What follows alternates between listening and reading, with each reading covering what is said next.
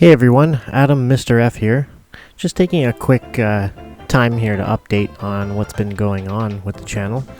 If you're looking to just see what Japanese Super Mario Kart on the Super Famicom looks like, you can just watch this video and not really care. But I thought I'd just give a sort of update on what's been going on the channel here. Basically, I've been going to school at Niagara College for the past 8 months. I just finished the first year of the BRTF program, which is the Broadcasting, Radio, Television, Film. And it's been quite a fun ride. It's kept me busy, so I haven't really been doing much on this channel. Yeah. And tonight, I have a 2-week break. I'm already more than halfway through, and I've just been feeling like I want to play video games. You know, I miss it. I haven't really had the time to play video games, and it's, you know, one of the things that's been fun and entertaining for me. And I thought tonight I would just, you know, play a few and see what happens. So I started off by playing Days of Thunder on the NES, which I might do a video about that soon. Basically, it's really difficult, and I'd say it's really hard to master, and I was trying my best. My thumb is sore from playing it, and I don't really think I got very far. In fact, after playing it for about 2.5 hours, I think the best position I got in the end was 8th, which is terrible. Especially if you're looking to win races, that's just not adequate. But after doing that, I thought I'd just take a bit of time to not do that, and I thought I'd just throw in Super Mario Kart here. I mean, the last time I played Super Mario Kart on the Super Nintendo is a long time ago, many years ago, and I have the Japanese cart for the Super Famicom, so I thought, you know, maybe I'll just throw that on and play it without putting any thought into it. You can tell from the first race there that I wasn't doing very well. It's kind of hard. I mean, even right now I'm hitting into walls, and whether I was able to master the whole drifting around the corners before, I definitely can't now. I remember hitting the jump button to get better at cornering, and I just, it's like muscle memory kicks in certain things, but when you play so many games over the years, things like this just don't come back to you naturally, and it was kind of funny playing this. And I thought for a bit, like, am I even going to be able to finish in a top position? Keep watching it and find out.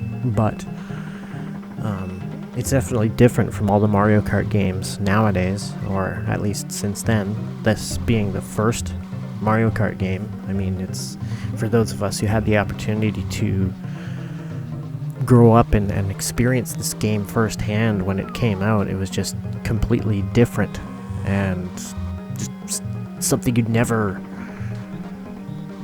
played before. It was an experience you just never had, and revisiting it now in my old age is just it's not even so much a trip down memory lane, because the visuals, the sounds, the music are, but playing the game, you just feel like, wow.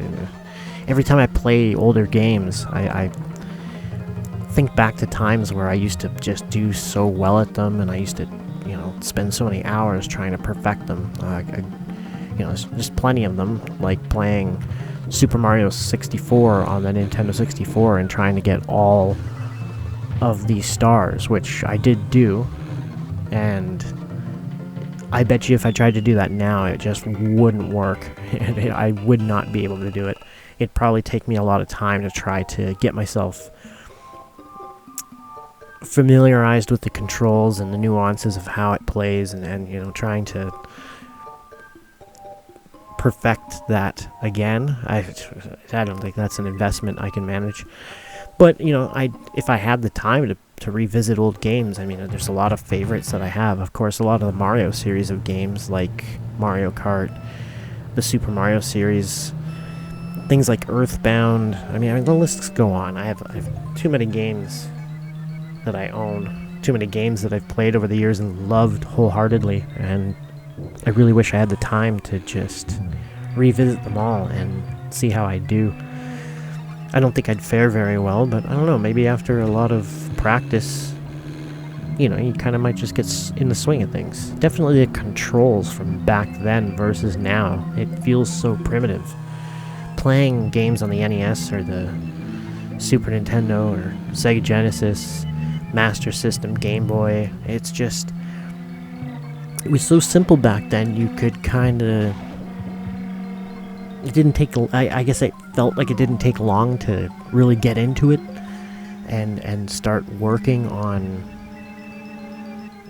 being really good at it, whereas nowadays the controls for everything are just so crazy. I mean, a perfect example for me are first-person shooter games like Call of Duty or PUBG or Fortnite, Rainbow Six Siege.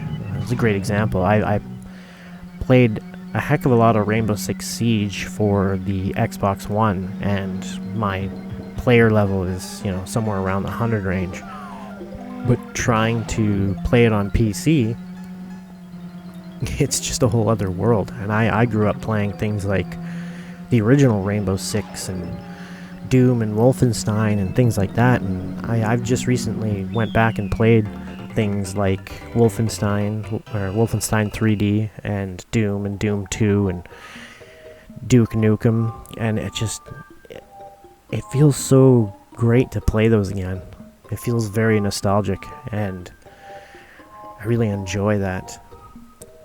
So playing newer games, you get good with a controller, and then you go back to the PC controls, and it's just, you really know where you suck at things. At least I do. So anyways, not to go too off topic about video games, even though this is a video game video, I suppose. The channel, I haven't really done much with it. I've been uploading the stuff that I've done in college. The most recent one is the documentary on Basil, the cat at the Niagara-on-the-Lake campus the Niagara College campus in Niagara-on-the-Lake, and the response has been really good. And if you like cats, or you like good stories about people who like cats or who interacted with them, or go check it out. There was an article written about it, and the response has been very positive. And even the simple projects that are up here on my channel that I started doing at the beginning of the year, they were primitive. Learning new software, playing with new cameras, all that sorts of thing. It's really different to jump into something new versus how you've done stuff for years. And I enjoy it very much. And whether I mention or not, I'm majoring in film. I'm going to be starting my second year in about a week, and I'm excited to do that. But in the things that I've been doing, it's kind of, I go back to stuff like this where, I miss doing this stuff too. So I'm hoping I can kind of have some sort of balance between the two, where I'll be able to do my schoolwork, work on my school projects and films, and maybe do some of these more often, because I miss doing them. It makes me feel good. I guess other things to mention would be I did videos with my cat Mango on my channel here for a number of years, and a couple of months ago she passed away, so that was it was rough. I'm glad that there are videos up there of her, because it's nice that I was able to have those moments and share them. And if you've seen them, I mean, that's great. I'm glad that people got to experience her and enjoy her as I did. And otherwise, I've just put up random videos of just random encounters, or sometimes I'm just playing with new cameras and, seeing what I can do with them, or it's just random stuff. That's why I have a playlist. If you look at my playlists, there's the the low budget reviews series, which this will be a part of, and then I've got the school project ones. I also have the Mango videos, and then it's just like random video projects, and the kind of stuff in there is not really organized, but it's just random, really. Check it out if you want. I'm very thankful for all the subscribers that I've had over the years and the views that I've gotten. I did have a lot of that momentum gained from doing videos where I was doing comedic edits of the show My Strange Addiction, and that was really cool. I enjoyed doing that. It was kind of learning editing techniques and just, you know, making it funnier than it was. And if you saw them, I've since deleted them from the channel for reasons, but they had like 2-3 million views each, and a lot of people had a good response to how I edited them together, and you know, that was really fun to do and see. But it's really not what this channel is. It's not, you know, it's just not, it's not something that I should be concentrating on. What I should be concentrating on is, you know, my own filming and editing skills and things that I'm passionate about. And I think I've done a couple of reviews of like technology. I did the PSP. I have some videos that are complete but I never put up, like reviewing microphones and other technology, and I completely have the desire to do those, to release them, or maybe to touch on them again and do them differently. But I'm hoping I have some time to work on those things, because I miss doing all this. And it's fun to communicate with you guys and to have feedback and share stories or experiences. And I'm really hoping in the next couple of weeks or months, maybe even days, that I can do some more stuff, get back on track and have some fun. So again, thank you all for watching and subscribing over the years. Thank you for enjoying the videos. I mean, feel free to share and comment on them, and just let me know what you think. I know this is just a playthrough and whatever. I mean, I can't even read the Japanese, so I don't know what to say about any of this, but hey, I got first place. So stay tuned. Hopefully I do some more stuff soon, and I don't not hold to my word about that. And I hope you all have a great day, and I'll see you soon.